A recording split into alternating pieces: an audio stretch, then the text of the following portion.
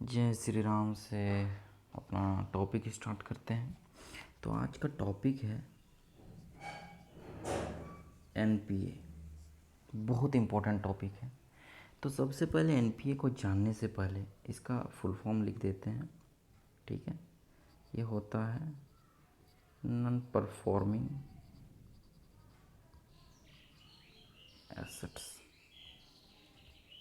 तो ये है क्या, इसको बहुत अच्छी तरीके से जानेंगे और समझेंगे, एक एक करके चीज़ों को जानेंगे, जल्दी जल्दी समझेंगे। ठीक है, तो बेसिकली एनपीए जो है नॉन परफॉर्मिंग एसेट, वैसे एसेट जो आप परफॉर्म बिल्कुल नहीं कर रहे हैं, जो बैंकों से ले। एक मिनट, एक पहले हम ये जानते हैं कि भाई एसेट्स क्या है बैंक के लिए, एसेट्स क्या है, लाइबिलिटीज़ क्या है बैंकों के लिए। तो ये पहले जानेंगे हम।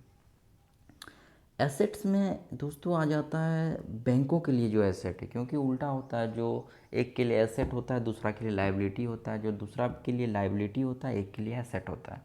तो हम बैंकों के रेस्पेक्ट में बात करेंगे। बैंकों के लिए जो है एसेट जो होता है वो लोन्स होते हैं, जो प्रोवाइड करते हैं लोगों को, लोन्स दिए जाते हैं। और लाइबिलिटीज़ क्या है, जो डिपॉजिट डिपॉजिट होते हैं। ये कॉन्सेप्ट बहुत इंपॉर्टेंट है, पता होना चाहिए। ठीक है, अब आगे बढ़ते हैं। अब हम बढ़ते हैं आगे।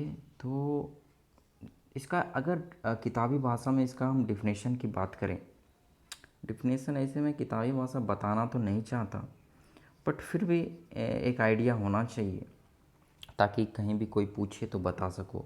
वैसे एसेट जो लीज एसेट भी हो सकता है, जब हम लोग वो जनरेट इनकम नहीं कर पाता है बैंक के लिए, वैसे एसेट को हम नॉन परफॉर्मिंग एसेट बोलते हैं। ठीक है, तो नॉन परफॉर्मिंग एसेट एसेट तब हो जाता है जब 90 डेज से ज़्यादा दिनों के बाद भी हम बैंकों को बैंकों को वो पैसे वापस नहीं कर पाते, वो भी इंटरेस्ट के साथ। इंटरेस्ट भी नहीं दे पाते और न लोन हम रीपे कर पाते हैं और रीपे भी नहीं कर पाते। तो इस केस में वो एनपीए के अंडर आ जाता है। अब एनपीए तो आ गया, चलो हम लोग को पता चल गया कि पूरा 90 दिन हो गया, 3 महीने हो गए हैं, बट पैसे तो वापस नहीं आ रहे हैं। तो बैंक उनके लिए एक अलग से कॉलम बना देता है, एक अलग सा जगह बना देता है कि ये नॉन परफॉर्मिंग एसेट हो चुके हैं, अब इनसे पैसा आने की उम्मीद थोड़ी कम है, तो हम लोगों को कुछ एक्शन लेने पड़ेंगे। तो एक्शंस की बात तो नहीं करूँगा, आज हम एनपीए के बारे में पढ़ रहे हैं तो एनपीए के बारे ही जानेंगे। तो बैंक जो है वो एनपीए को क्लासिफाई किया हुआ है। ठीक है, क्लासिफाई किया हुआ है, कैसे क्लासिफाई किया हुआ है, 3 टाइप से। ठीक है, इसके 3 टाइप हैं। जैसे कि पहला में आता है सब स्टैंडर्ड एसेट। ठीक है, सब स्टैंडर्ड एसेट। अब इसमें क्या होता है, वैसे एसेट जो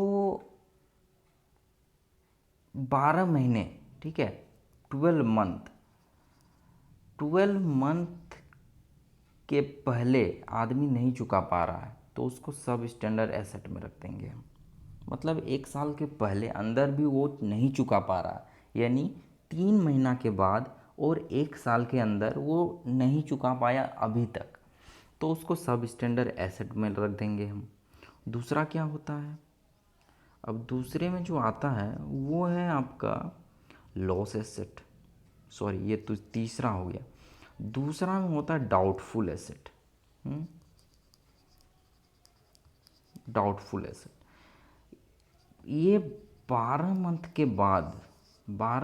के बाद भी कोई अगर टाइम ले रहा है कि नहीं आ रहा है, अब क्या करे बैंक, तो उसको डाउटफुल एसेट में रख देता है कि हाँ भाई, इससे अब मतलब चांसेस कम होते जा रहे हैं। जितना ज़्यादा दिन होगा, कभी कभी तो कस्टमर हाथ भी खड़ा कर देता है, जो करना है कर लो, अब बैंक करे तो क्या करे, अब गुंडई तो नहीं कर सकते ना, तो डाउटफुल एसेट में उसको रख देता है।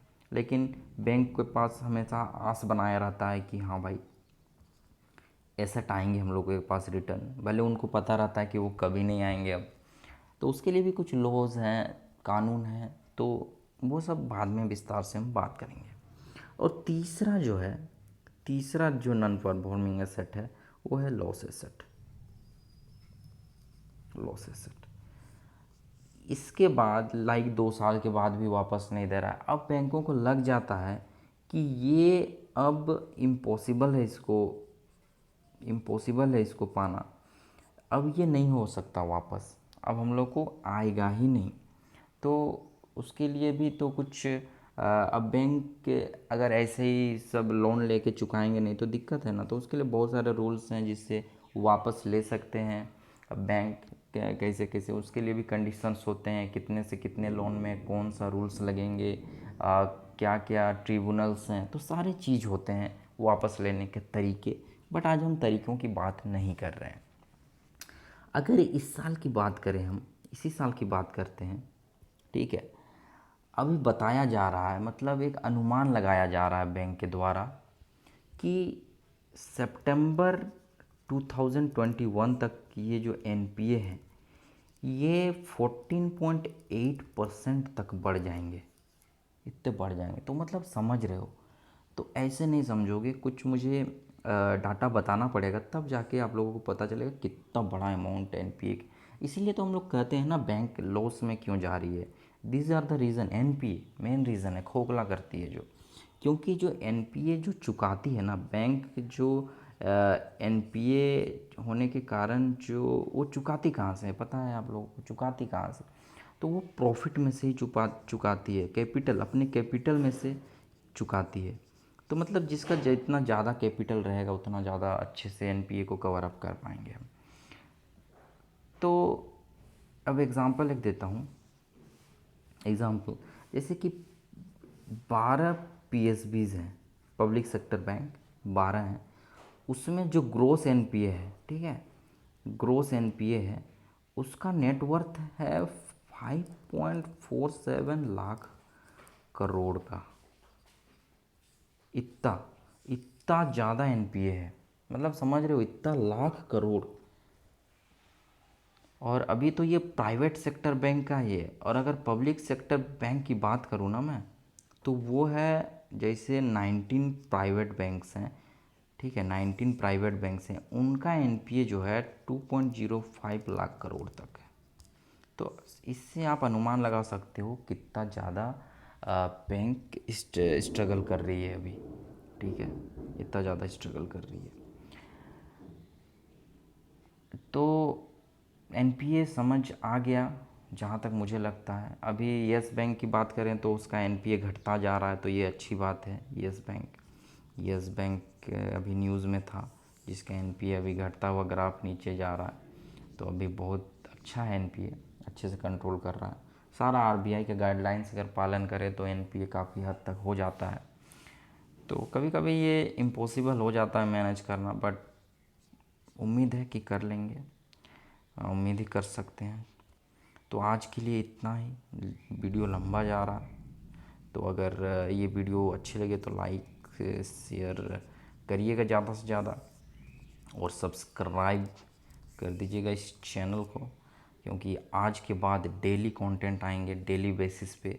तो आप लोगों को प्रॉब्लम नहीं होगी, जो भी डाउट होगा आप लोग देख सकते हो। चलो ठीक है, जय श्री राम।